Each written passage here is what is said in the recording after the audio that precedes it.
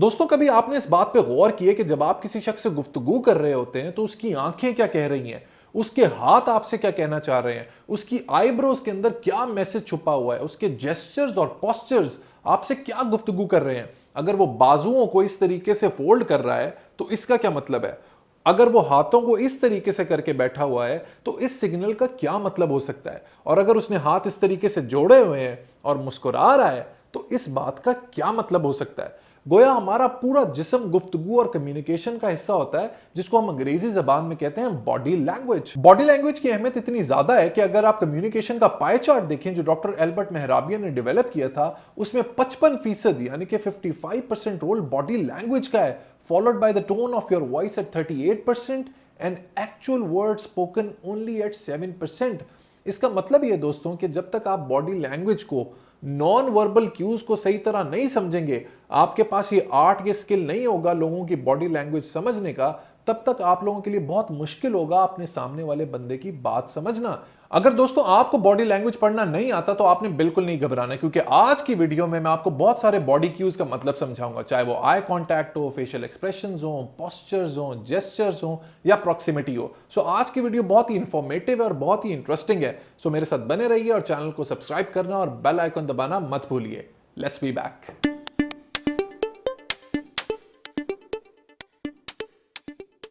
Book बड़ी सबसे पहले बढ़ते हैं आर्म फोल्डिंग वाले जेस्चर की जानिब, जो बहुत ही कॉमन है। आपको यह सुन के हैरानगी होगी कि यह नर्वसनेस और नेगेटिविटी को शो करता है, और अगर आप अपने बाजुओं को चेस्ट पर ऊपर करके फोल्ड करते हैं तो यह डर की अलामत समझा जाता है। अगर आप किसी को सुनते वक्त एज अ लिसनर हाथों को फोल्ड करते हैं तो इसके तीन मतलब हो सकते हैं। पहला यह कि आप उसकी बात से एग्री नहीं करते, दूसरा मतलब यह हो सकता है कि आप उसकी बात गौर से नहीं सुन रहे, और तीसरी पॉसिबिलिटी यह हो सकती है कि जो बात वो कह रहा है उसको सुन के आप अनकंफर्टेबल फील कर रहे हैं। अब बढ़ते हैं इस हैंड जेस्चर की जानिब जिसमें आपके दोनों हाथ की फिंगर्स एक दूसरे से जुड़ी होती हैं। आपने अक्सर नोटिस किया होगा कि मैं भी ये जेस्चर बहुत कॉमनली यूज करता हूं। इसको अंग्रेजी जबान में कहते हैं स्टीपलिंग। इस जेस्चर का मतलब होता है कंट्रोल, अथॉरिटी या इख्तियार। आपने अक्सर नोटिस किया होगा कि आपके बॉसेस इस तरह का जेस्चर अनकॉन्शियसली यूज करते हैं। वो इसलिए क्योंकि वो एक अथॉरिटेटिव पोजीशन में बैठे होते हैं और अपनी पोजीशन की वजह से लोगों को डायरेक्ट कर सकते हैं। अब बढ़ते हैं इसी से मिलते जुलते अगले जेस्चर की जानिब जिसमें आप दोनों हाथ इस तरीके से दबा लेते हैं। इसको कहते हैं क्लेंच्ड हैंड्स। अगर आप इस तरह से हाथ दबा के मुस्कुराते हैं तो ये कॉन्फिडेंस की अलामत है, पूरे एतमादी की अलामत है। और अगर आप इसी तरीके से हाथों को सामने रखते हैं दबा के तो ये एंग्जाइटी की निशानी है, परेशानी की निशानी है, एक नेगेटिव यानी कि मनफी एटीट्यूड की निशानी होती है। अब बढ़ते हैं एक और बहुत ही कॉमन जेस्चर की जानिब जिसको कहते हैं हैंड्स बिहाइंड योर बैक। इसमें आप अपने हाथों को पीछे बांध लेते हैं, लॉक कर लेते हैं। यूजुअली मिलिट्री के लोग या जो लीडरशिप लेवल पे लोग होते हैं वो इस तरह का जेस्चर बहुत ही कॉमनली यूज करते हैं। ये जेस्चर दोस्तों निशानी होती है सुपीरियरिटी की, पावर की और कॉन्फिडेंस की। अब बात करते हैं खवातीन की बॉडी लैंग्वेज के हवाले से। जो मर्द हजरात ये वीडियो देख रहे हैं वो अपने कान खोल लें और अटेंटिव हो जाएं। अगर कोई भी खातून आपसे गुफ्तगू के दौरान अपने बालों से खेल रही है या अपने बालों को फ्लिक कर रही है तो इसका मतलब यह है कि वो आप में इंटरेस्टेड है। इसी तरह अगर आप किसी खातून के साथ बैठे हुए हैं और वो क्रॉस लेग बैठी हुई है और उसका जो नी है, उसका जो घुटना है वो आपकी तरफ पॉइंटेड है, तो इसका भी मतलब यह है कि वो आप में अट्रैक्टेड है। इसी तरह आपसे गुफ्तगू के दौरान अगर वो अपनी नेक को, अपनी गर्दन को इस तरीके से टैप कर रही है तो इसका मतलब भी यह है कि वो आप में इंटरेस्टेड है और उससे आप गुफ्तगू को आगे बढ़ा सकते हैं। अब दोस्तों बढ़ते हैं बॉडी पोस्चर की जानिब, जो बहुत ही क्रिटिकल बॉडी लैंग्वेज फीचर है, स्पेशली वर्किंग प्रोफेशनल्स के लिए, सेल्स वालों के लिए और वो लोग जो बिजनेस कंडक्ट करते हैं और कस्टमर्स को फेस करते हैं। जब भी कोई शख्स आपसे पहली दफा मिलता है वो आपसे बात करने से पहले सबसे पहले आपका पोस्चर देखता है। अगर आप इस तरीके से स्लाउच करेंगे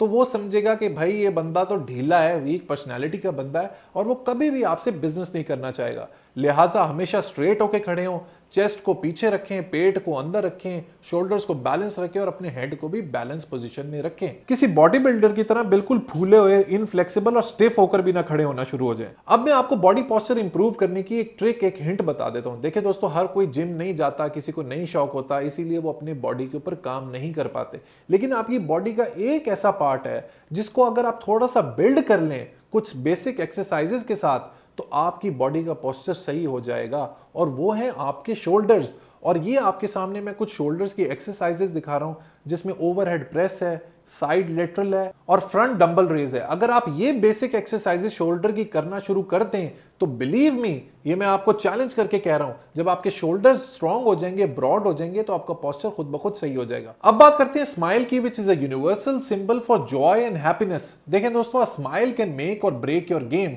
अगर आप एक अच्छी स्माइल कैरी करते हैं तो ये मेरी बात लिख लें, आपके कामयाब होने के चांसेस बहुत ज्यादा बढ़ जाते हैं। उसकी वजह यह है कि एक ऑनेस्ट और सिंसियर स्माइल आपकी पर्सनैलिटी को चार चांद लगा देती है। अगर आप किसी शख्स से गुफ्तगू करते हैं तो वो आपके बारे में बहुत ही पॉजिटिव और अच्छा इंप्रेशन कायम करता है, जिसकी वजह से आपकी कामयाबी के चांसेस मैनी फोल्ड्स इंक्रीज हो जाते हैं। अब स्माइल की भी बहुत सारी टाइप्स हैं, जैसे कि half smile, tight lip smile, drop jaw smile, twisted smile, open mouth smile, flirtatious smile, force smile और फेल्ट स्माइल।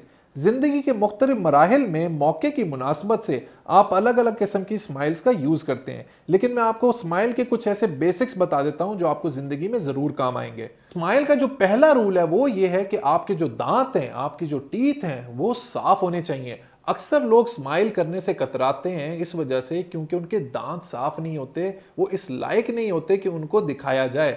लिहाजा प्लीज अपने दांतों का ख्याल रखें, डेंटिस्ट को विजिट करें ताकि आपके दांत चमकते रहें।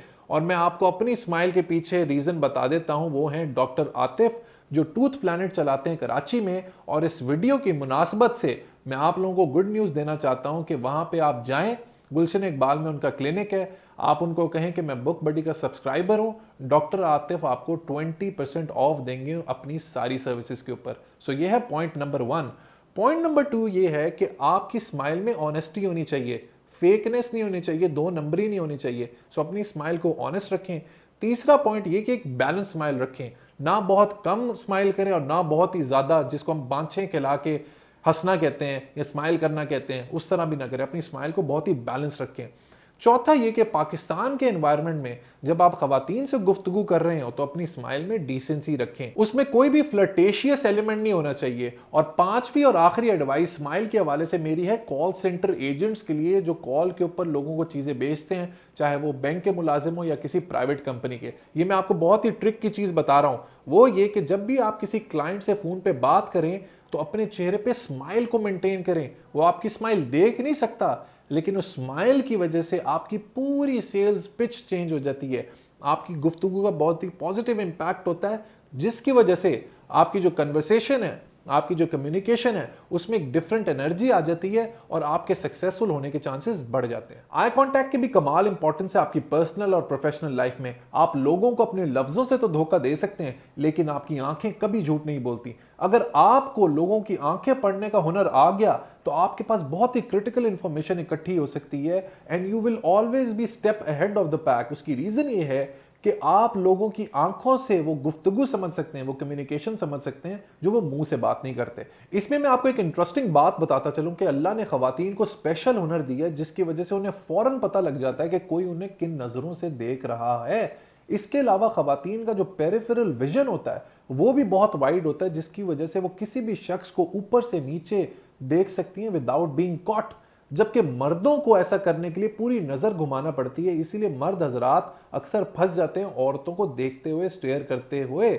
लिहाजा मेरी मर्दों से गुजारिश है, इल्तिजा है, रिक्वेस्ट है कि खवातीन को देखते हुए प्लीज अपनी नजरों में डिसेंसी मेंटेन करें और डिग्निफाइड नजरों से अगर देखना भी है तो please maintain dignity when you look at women. अब आई कांटेक्ट भी अलग अलग तरह का होता है, जैसे कि ग्लांस, स्टेयर और गेज। अब आपकी आर्ट ये है कि आपने जिंदगी के किस मौके पर किस किस्म का आई कांटेक्ट रखना है। फॉर एग्जांपल, जिंदगी में दो मौके ऐसे होते हैं जिसमें आपका आई कांटेक्ट बहुत ही सॉलिड होना चाहिए। एक तब जब आप इंटरव्यू दे रहे हैं और एक तब जब आप अपने बॉस से गुफ्तगू कर रहे हैं। वो इसलिए कि जब आप बॉस की आंखों में आंखें डाल के देखते हैं या इंटरव्यूअर की आंखों में आंखें डाल के देखते हैं तो इट एक्सूड्स कॉन्फिडेंस। उसको पता लगता है कि ये जो बंदा ये कॉन्फिडेंट है, पूरा एतमाद है और ये प्रेशर के अंदर क्रम्बल नहीं होगा। उसके अलावा एक स्पेशल किस्म का आई कांटेक्ट है जिसको कहते हैं पावर गेज।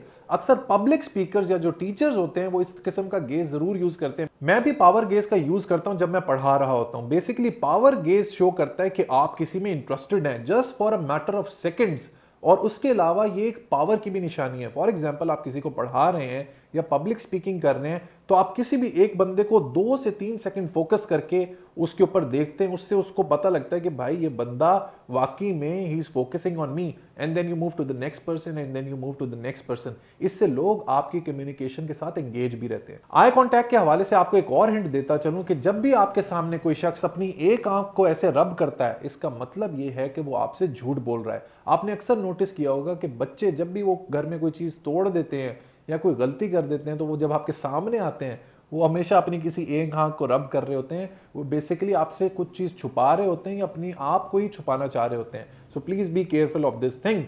सो दोस्तों, वीडियो के लास्ट में मैं आपको कुछ ऐसे नेगेटिव बॉडी लैंग्वेजेस बताता हूं जिनके इफेक्ट्स पॉजिटिव नहीं होते, जो आपकी कम्युनिकेशन में बैरियर्स होते हैं। For example, don't look down. अक्सर लोग आपसे गुफ्तगू करते हुए जमीन को देख रहे होते हैं, इससे वो लगता है कि वो शाय है या वो गुफ्तगू में इंटरेस्टेड नहीं है। लिहाजा जब भी आपने किसी से बात करनी है, हमेशा नजरों में नजरें डाल के बात करनी है। दूसरा है checking time again and again, चाहे वो अपनी रिस्ट वॉच पे आप चेक कर रहे हो या आपके सामने अगर कोई घड़ी है उस पे। जब भी आप किसी शख्स के साथ गुफ्तगू में हो, कभी घड़ी के ऊपर नजर ना डालें। उससे अगले बंदे को फील होता है कि भाई ये जो कन्वर्सेशन है ये अनइंपॉर्टेंट है और इसको कहीं ना कहीं आगे जाना है, आगे कहीं भागना है।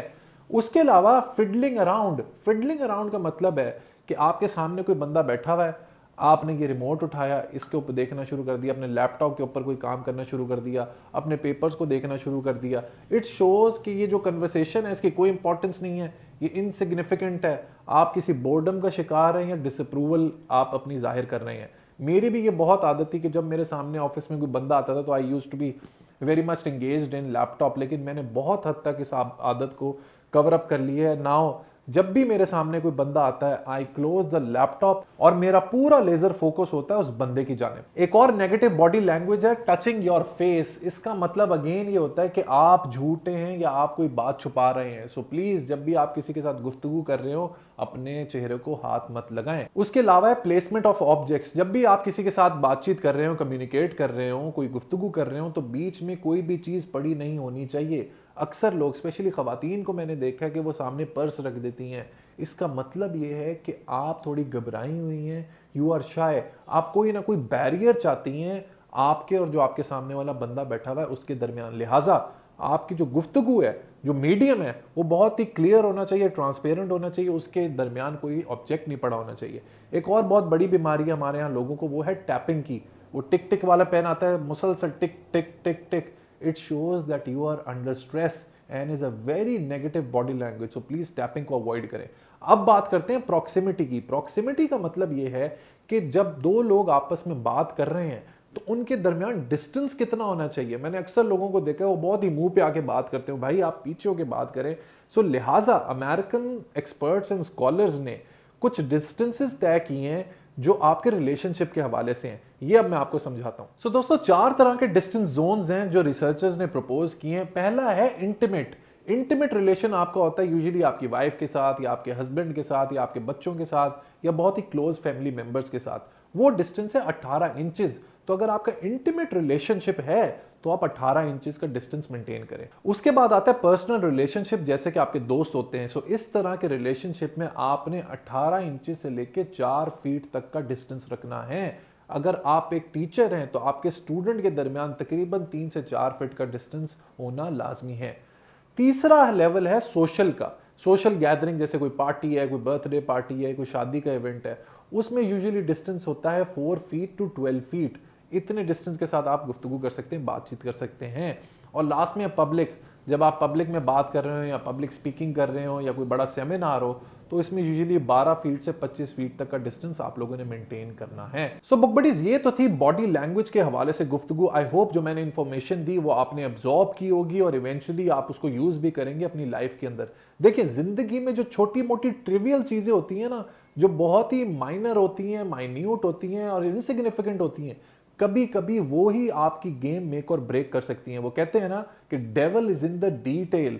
सो अगर आप छोटी छोटी डिटेल्स पे फोकस करेंगे, चाहे वो बॉडी लैंग्वेज के हवाले से हो, इमोशनल इंटेलिजेंस के हवाले से हो, कम्युनिकेशन के हवाले से हो, you will always be a step ahead of the pack. So दोस्तों, ये थी आज की वीडियो। मुझे अपना फीडबैक जरूर दीजिएगा। Till next time, let's read, learn, progress and self actualise. Let's read Pakistan.